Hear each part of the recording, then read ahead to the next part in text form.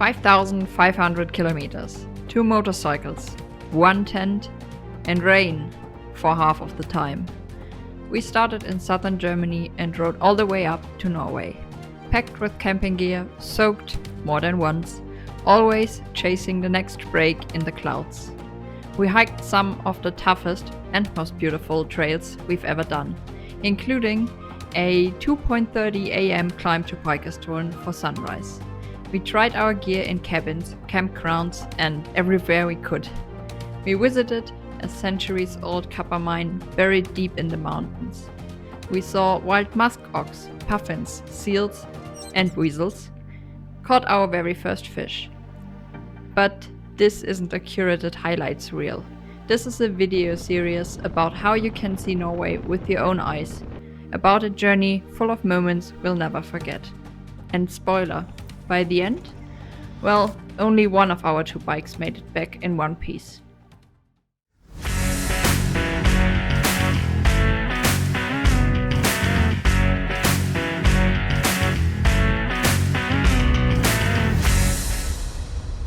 We did it. Welcome to the first episode of this series. It's the last evening before the Norway trip. Look at that weather. It's raining. If you know this channel, you know we usually make videos about getting fitter, stronger and faster. But today, and for the next videos, we're going in a slightly different direction. We're heading north. For years, I wanted to visit Norway. This year, we finally ran out of excuses and decided to go on a huge motorcycle tour there. Then, just a few days before the trip, I got sick. In that time, I was watching videos of a place called Runde, a tiny island on the west coast of Norway, full of seabirds, storms, and raw nature. I was hooked. I decided I had to go, somehow. So this video is the start of that. A motorcycle journey from southern Germany to the northern edge of Denmark, and then across the sea to Norway. And no, it's not going to be polished or fake. No drone shots every 5 seconds. Just the ride, the land, the small problems, and the real joy. I want you to experience this journey as you would if you were there with your own eyes. We had packed the bikes the night before. Tent, sleeping bags, cooking stuff, tools, clothes, cameras. Every little thing had its place, and somehow everything fit. That always feels like a win.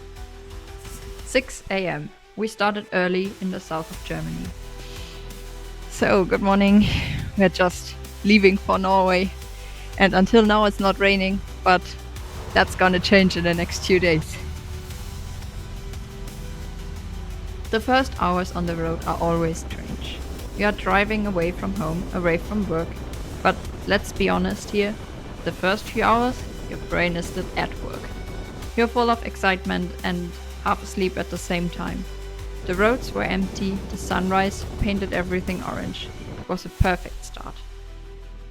We crossed Germany in one day, from Baden-Württemberg to Schleswig-Holstein, almost 800 kilometers. At first, we had sunshine, the kind that makes you believe everything will go smooth. But then we reached Nordfriesland. I remember the sign on the road, "Welcome to Nordfriesland." A few seconds later, the rain started pouring down.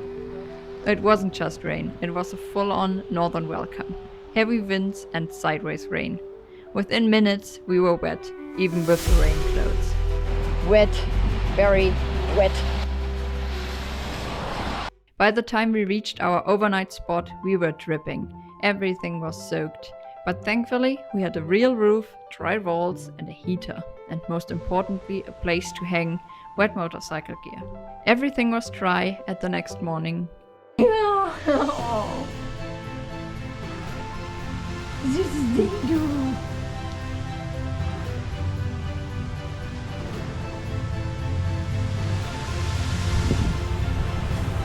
Except one pair of gloves. That one was broken beyond repair. So the first stop on that day, motorcycle shop. The woman at the counter heard our accents and asked where we were headed. We said Norway. She looked at us for a second and said, "Then do yourselves a favor, skip the Danish highway right along the west coast. We threw our plans for Denmark out of the window and did as she said, and that was absolutely the right call. The Danish border came quickly. Just arrived in Denmark, and it's very, very windy, and we hope that it's not gonna rain, but for now it looks good. Very happy. The rain was still around, but less aggressive. It became a kind of game, riding a bit, spotting a dark cloud ahead, waiting in the sunshine for it to pass the road in front, then riding again. It was fun. Sun, bright, rain, pause. We never had to wait long though, as the wind was fairly strong that day. And with strong, I mean that we always had to drive in an angle just to drive straight forward. We rode on to Ploven.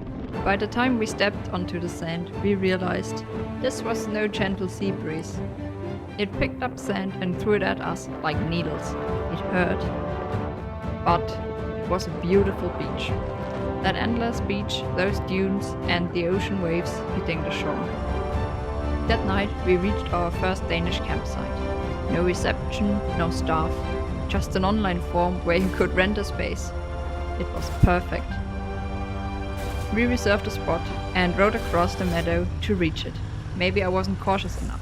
The meadow was wet, really wet. I almost dropped the bike right there, slipping and sliding like on ice. My heart rate was up. Look at that! It's a camp space completely for us. This is so nice.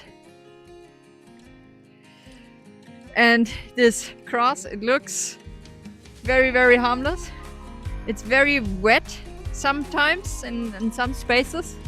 And I just almost had my motorcycle lay flat on the ground. But we arrived and now it's standing. It's still standing. We made it to a slightly drier patch and set up the tent for the first time. As this is a fairly new tent, until then we had only set it up 2 times.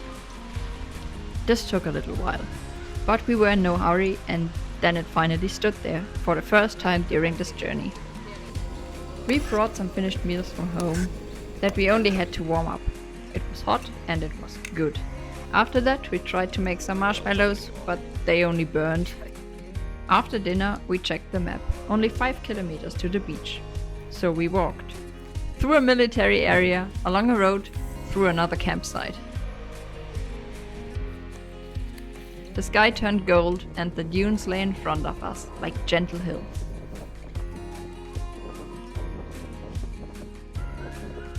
On the way up I nearly fell, forgot to tighten my shoes. Classic. But at the top we saw the sea with powerful waves rolling in. We just stood there, let the wind hit our faces. It was one of those moments that doesn't need any words.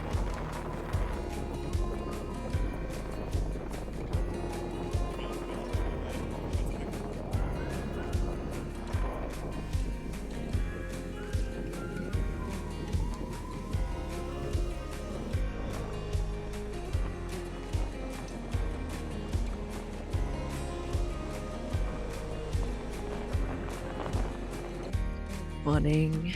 Just woke up, day 3, and today we are going to drive to the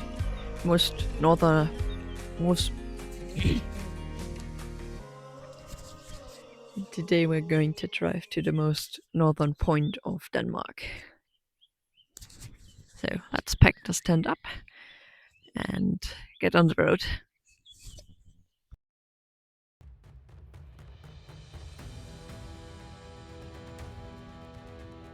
After breakfast, just behind the dunes, we hit the road again.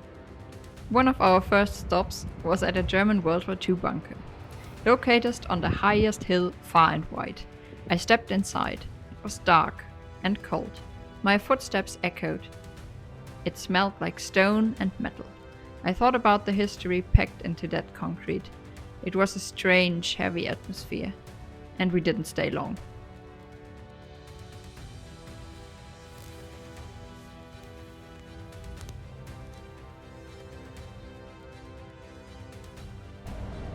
Next stop, Skagen, the northernmost town in Denmark, where two seas meet, the Baltic Sea on the one side and the North Sea on the other.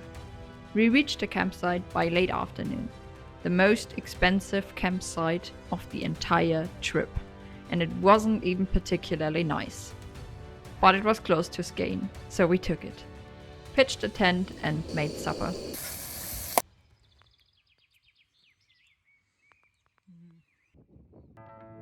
That evening, we drove to the famous beach. We didn't really expect this much, but to be honest, we just expected a mass of tourists. But we got a surprise.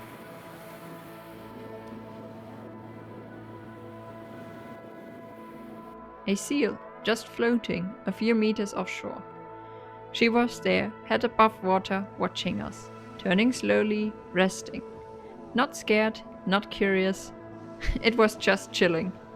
The light was soft, pink-orange. The water was calm, and we just watched it for a while floating there. There, where the two seas meet.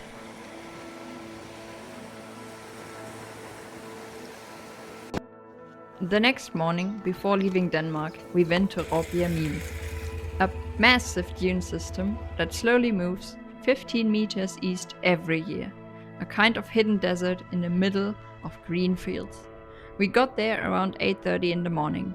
There was no one else. We went up, sank into the sand, felt the wind. You could see forever from the top. Large dunes are very eerie spaces. No trees, no people, no machines, just wind and sand and birds. By the time we started walking back down, others were arriving. Lines of tourists filling in. We had gotten there just in time. That's the last day in Denmark. We just visited the biggest wanderdune. I don't know what wanderdune is in English. I have to translate that later. Now we're going to Hirtshals, and from Hirtshals with the ferry to Norway. I'm very excited because I've never been on a ferry with a motorcycle before. So this is news, and yeah, let's see how this goes. From there, it was straight to Hirtshals, the final Danish port before the sea. We reached the ferry terminal, checked in, and drove the bikes onto the ship.